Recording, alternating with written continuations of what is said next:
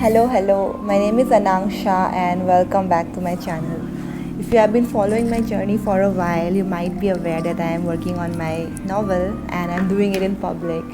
But it's been a while since I uploaded my last video because I ran into a rut. I got stuck. And that usually happens when you're working on a project of this scale because there are so many nitty-gritties and technicalities involved that sometimes I feel it's natural to get stuck, and that's usually my problem in my previous projects as well, or should I say my previous unfinished projects, because when I get stuck in a rut, it's very hard for me to pull myself out of that rut, and I somehow end up abandoning the project.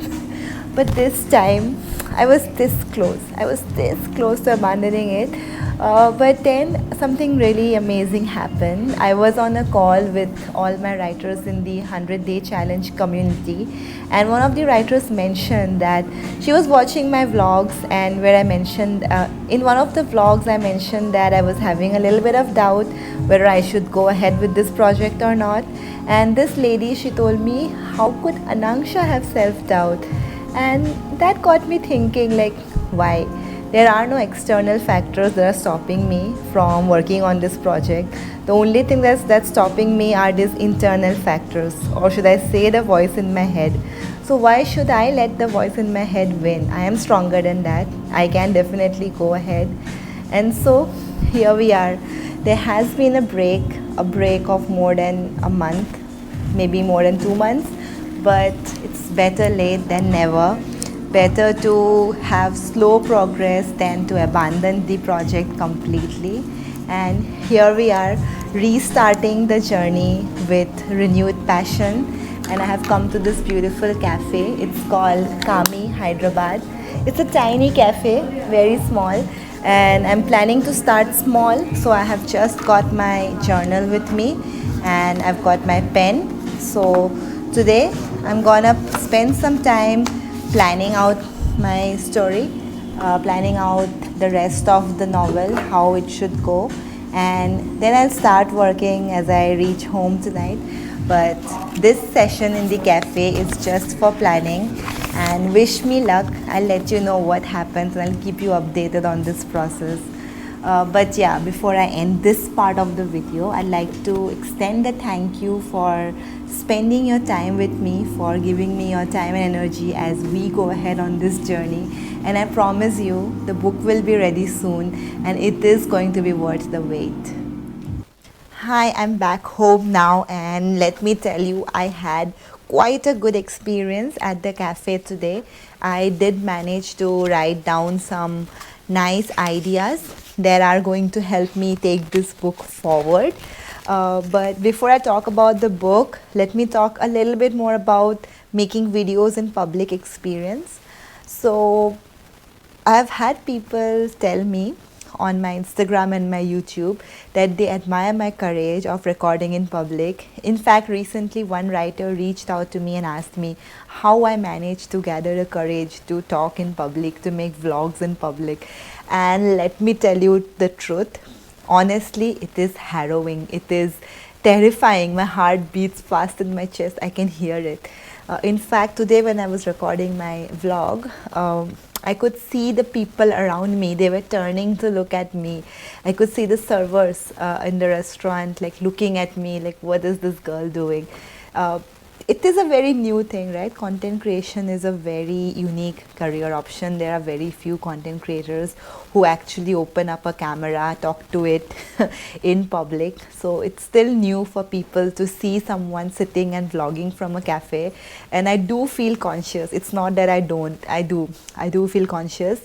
But the thing is, the thing that keeps pushing me forward, that gives me courage to keep doing it, is the fact that it's my job.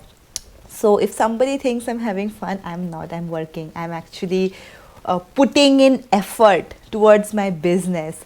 So there is no reason to feel shy or embarrassed. this is a mental mindset shift that has helped me with making videos in public. And if you feel that you would like to record something in public but you're feeling conscious, just remind yourself of me, remind yourself of Anangsha, who records a video in every cafe she visits of late, more or less. Maybe not every cafe, but I do it quite frequently. Remind yourself of Anangsha, who does it, and remind yourself that it's okay to do it. It doesn't matter if people judge you, because for them it's a new thing, but for you it's your job and you are working, and there is no reason to be ashamed of work. That's what the Bhagavad Gita tells us, right? Like, you put in the work. Anything else that's not in your control, do not think about that. Just give your best to your work. Sorry if it sounds preachy, but it comes straight from my experience, and I thought I would share a little bit of it with you. Hope that helps. Alright, now coming back to my book, yes, I did manage to get in quite a lot of ideation done. I feel it was a productive day. It is right now 8 o'clock now, 8 p.m. and I'm gonna go for dinner. I will write for at least 1 or 2 hours after dinner, because that's when I feel most productive as a writer. The time from 10 p.m. to 12 p.m. is my peak productivity hours. That's how I've been functioning all these years. So I hope to make some decent progress. I'll definitely keep you updated. So after all that ideation and all that long break, I'm finally back with my computer, and I'm ready to show you the progress that I have made on my book. So this is Desperate Mahilaye. Part 1 is done. There are 11 chapters in part 1, and this is part 2. I'm writing part 2 currently, and from chapter 12 to 21, that's entire part 2, and part 3 I'm yet to write. So my book is divided into 3 parts, part 1, part 2, part 3, and it's called Desperate Mahilaye. There are 3 Mahilaye, or 3 ladies in this story. First is Millie. The first part is told from Millie's point of view.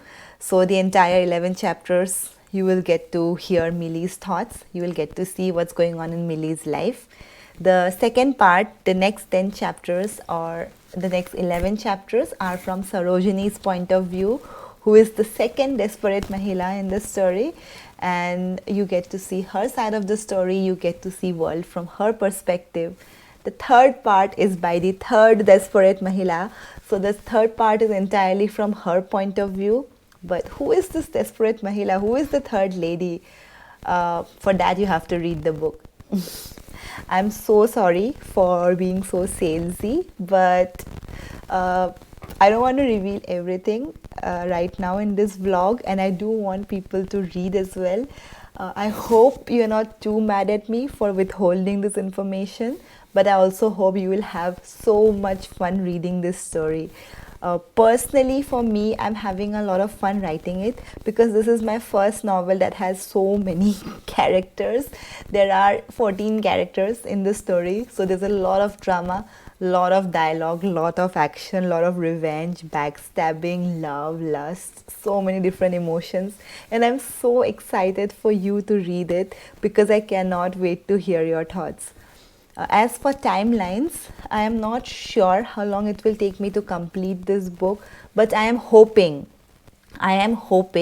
that before 2024 ends, I will have the first draft ready. So after the first draft is ready, the second step is to set up for beta readers. So beta readers are basically people who read the book before it's published. So they can tell me their thoughts and their feedback, and I can incorporate that to make the story more airtight, free of loopholes, more interesting, more hooking, etc. So I am actually looking out for beta readers. I have enlisted a few of my writer friends, but I do want 4 more beta readers. So if you love reading and if you have any experience in beta reading, please do let me know in the comments. I would love for you to be my beta reader. Even if you have no experience in being a beta reader, if you just love reading, you can still apply for this post. You'll receive an advanced copy of my book, and you will receive a list of questions that you have to answer, and your feedback will make my book better. It's a very personal or very intimate relationship that a writer has with beta readers, and I will be very careful in picking and choosing. But if you do apply, I'll also be very grateful, because it means the world to me that you are interested in reading my book before it's out for the rest of the world. So yeah, if you're interested in being a beta reader, please let me know.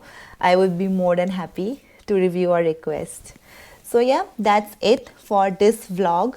I'm so sorry that it took such a long time for me to post another vlog, but I promise now that you will get a new vlog every week until the book is done, and I hope the book is done before the year is gone. So wish me luck, and once again, thank you so much for being with me on this journey. By the next vlog, hopefully few more chapters will be done, and I'll be even more excited to share the progress with you. So yes, thank you so much for watching. Thank you so much for being a part of this journey with me, and I appreciate your precious time. And as always, if you enjoy these vlogs, please share it with your friends, and don't forget to subscribe to my channel so you don't miss out on future content like this. I'll see you again super soon with another new video. Until then, stay awesome and keep smiling. Cheers!